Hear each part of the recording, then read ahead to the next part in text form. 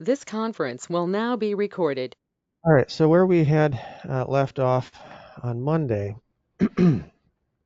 we had walked through most of the innate immune system, but we hadn't gotten to some of the cooler parts, I guess. And in particular, one of the things that we hadn't talked about yet was complement. Now, we had mentioned complement quite a few times, and not really discussed what it was. And what it does is well, a number of different things. It is a fairly powerful instigator of inflammation, so that always is a part of all of our immune responses. Um, but it also uh, basically stabs cells to death, is kind of what it does. It's a very remarkable little pathway. And what we're going to see is that there are three different ways that we can sort of turn the system on. One coming from the innate system, one coming from the adaptive system, and one coming from complement itself.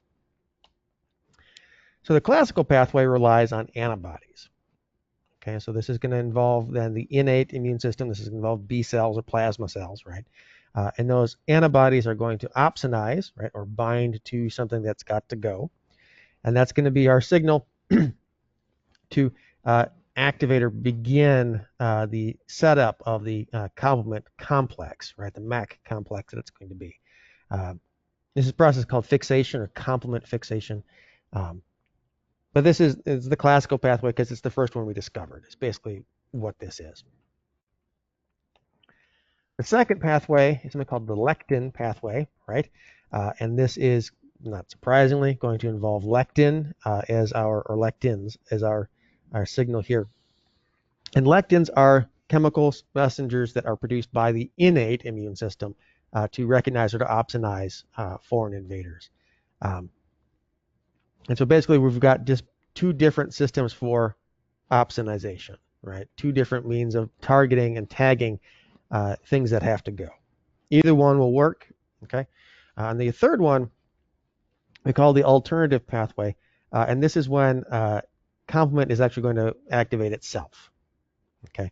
Uh, complement proteins C3, B, D, and P interact. Whether you remember those four specifically, I'm not super worried about. If you remember the idea that the alternative pathway is complement activating itself, I'm happy with that. Okay. All three of these pathways, regardless of where they start, they all converge at the same point. And so after we've activated, right, everything works the same way from then on. So it doesn't matter if it's lectin or antibodies or whatever else. We're all going to finish the same way. And that place that we're going to kind of converge is with the complement protein C3. Okay. And what activation ultimately is going to do is going to take protein C3 and split it into two. We're going to have a C3A and a C3B. And they're going to go off and do different things. And we'll have a little picture here that will describe that a little bit more. But they're both going to come to that point. And eventually what this is going to all lead to, again, is inflammation, right? But also cell lysis, or basically bursting foreign cells. But that process involves the binding of C3b, okay, to the cell in question. And as we do that, we're going to begin building what's called the membrane attack complex, or the MAC, okay? And that's going to be basically a sort of like a syringe, right, in the sense that it is a hollow tube that we're going to stab into the cell membrane. And as we do that, we're going to basically fill the cell membrane with so many holes that what's inside the cell leaks out. Okay. At the same time, we get water rushing in, okay, and the cell bursts. So it's really quite a process. C3A, the job that C3A is going to do, that's going to be where, well, part of where our inflammation response comes from. So let's look at what this looks like in cartoon form, and it might make maybe a little more sense. All right. So again, the notion here is that it doesn't matter which of these pathways we start with. Right? I mean, it does because the pathway matters, but they're all going to get to the same point, right? Which is the taking of C3, right, and splitting it into C3b and C3a. Okay. And that C3b, that's going to build this MAC, right? The membrane attack complex. All right. Which is all of these other C proteins. If you remember the other C proteins, I'm happy, but I'm not going to be super worried about you remembering it. But what this ends up doing, right, is we get a bunch of these guys, and we literally just stab a bunch of holes into the target cell, and they die, right? At the same time, we have C3a going off here, stimulating mast cells, stimulating the release of histamine, okay, going off and doing that inflammatory response. One of the last parts here of the innate immune system is fever. Fever, I think you probably are aware of what a fever is, right? At least in terms of its presentation, right? It's when you have a high body temperature, okay? It is actually pretty important as far as these things go. It's not always the best idea to knock down a fever, right? It can be a good thing, right? But oftentimes your body produces a fever for a reason. What's going to happen here is when you are fighting off an infection, some of your white blood cells will secrete chemical messengers called pyrogens, pyro like fire, right? And pyrogens then in turn go to your body's thermostat, essentially, and turn up the heat, so to speak. And the reason that we do that, the mechanism by which we do that anyway, is by increasing metabolic rate. So all of the chemical reactions in your body just happen faster, okay? And as a result, we do more chemistry per minute, we generate more heat per minute, and your body temperature goes up. Simple as that. And the reasons that we do this, a couple of reasons for this. Right off the bat, one of the first reasons that we're going to do that is that a higher metabolic rate means that everything in your body happens faster, right? And that includes things like tissue repair, okay? So if we jack that metabolic rate way up, all of the processes that are involved in tissue repair or infection fighting or any of those other things that are going into that will also happen faster. The other thing that this fever is going to do is it's going to cause your liver, and to a lesser extent your spleen, to hold back or sequester a couple of minerals here, iron and zinc. And the reason that you sequester or hold back iron and zinc is that most times the microorganisms in question need those.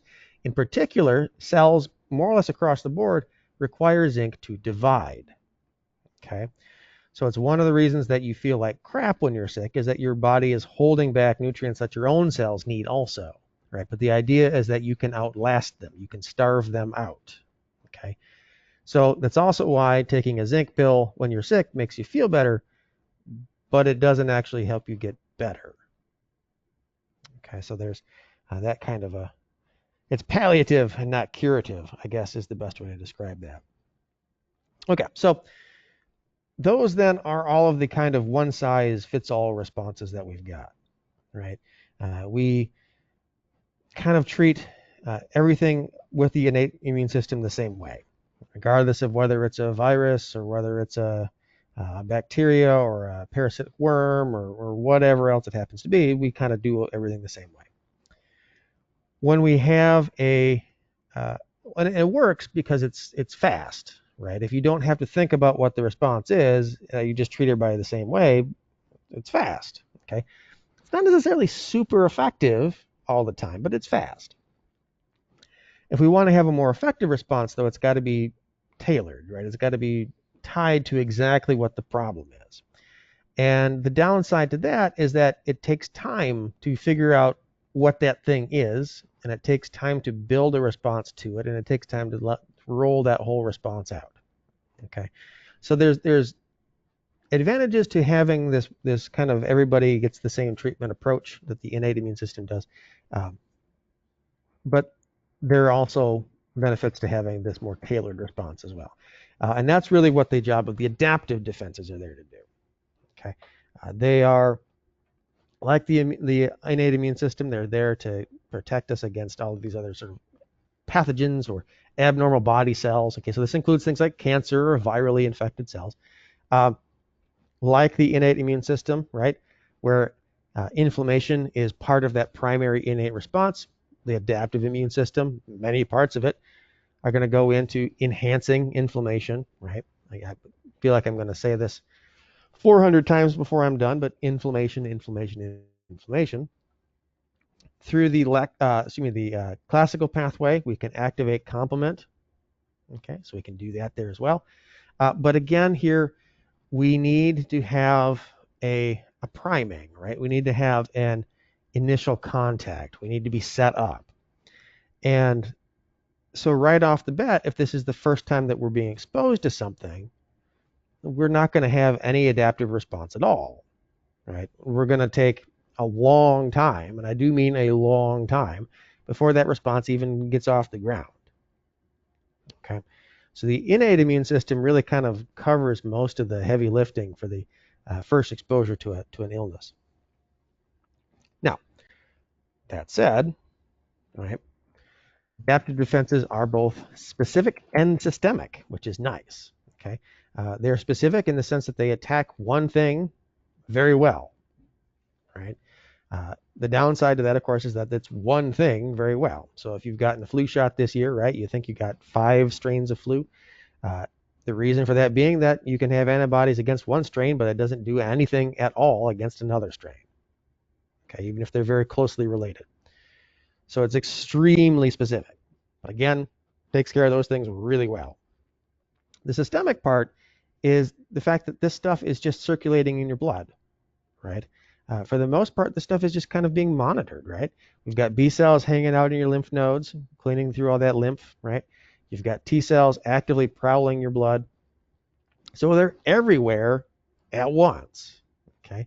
So you aren't going to be limited to a relatively small area in terms of having a response, which is nice.